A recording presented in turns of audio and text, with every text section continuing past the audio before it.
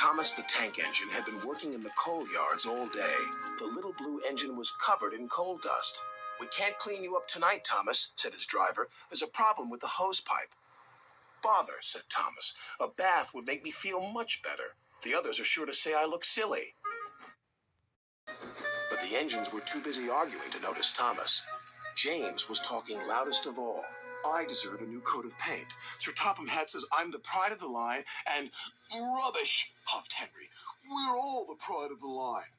"It's been like this all day," confided Percy to Thomas. "James is getting a new coat of paint and won't stop boasting about it." "Why, James? I'm the one who needs a new coat. Look at me." "I'd rather not," retorted James. "You're not a pleasant sight, and wouldn't understand the needs of a really important engine." Thomas was fuming. Next morning, as James was being repainted, Henry had an accident. "If you can't push cars properly, Henry, why not talk to a tree instead? You know how much you like the forest." "As a matter of fact, bossy boiler, Sir Topham Hatt is inspecting the island for trees that are too close to the line. He's worried they might cause trouble." "Pah!" laughed James. "If I came upon a tree, I'd just push it aside." "Really?" Henry replied. Soon James was showing off his paintwork. "Make way for an important engine." "You wouldn't feel important if one of those trees crashed on you. You'd feel hurt," reproached Percy.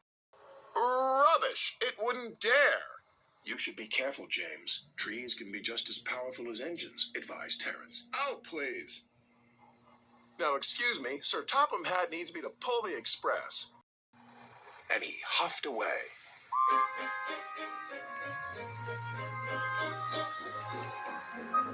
But James was wrong. "You must go to the yards and collect an important goods train, James." "It's heavy, so be careful," said Sir Topham Hatt. "But, sir, I've just been repainted. Can't Thomas or Percy do it? They're dirty and like working with freight cars." "Really useful engines don't argue." So James didn't. By the time he arrived at the yards, the weather had changed for the worse. "Your color's nice, James. Pity about your face, though," said a freight car. James ignored them and set off.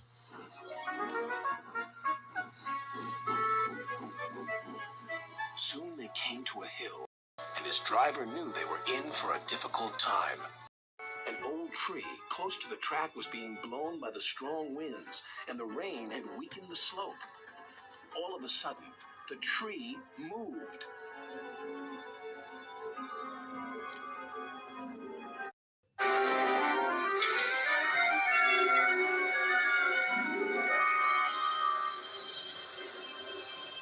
"Oh, help!" cried James. "Go away!" But of course, the tree couldn't. James tried to reverse away from the tree, but his train was too heavy.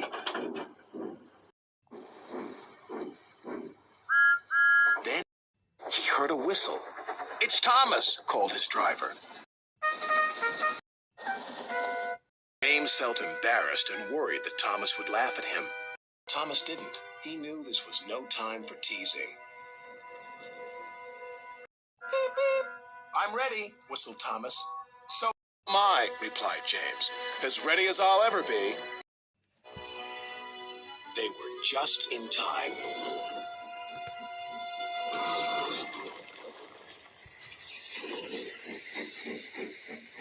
Later, James spoke to Thomas. "Percy and Terence were so right to warn me. Thank you for rescuing me, Thomas." "Oh, that's all right. We engines must pull together, whatever the weather." Just then, Edward bustled in. "Sir Topham Hatt thinks you're both brave engines. Thomas, you're going to have a new coat of paint. And James, Sir Topham Hatt says that tomorrow you'll pull the special express." Everyone was very happy.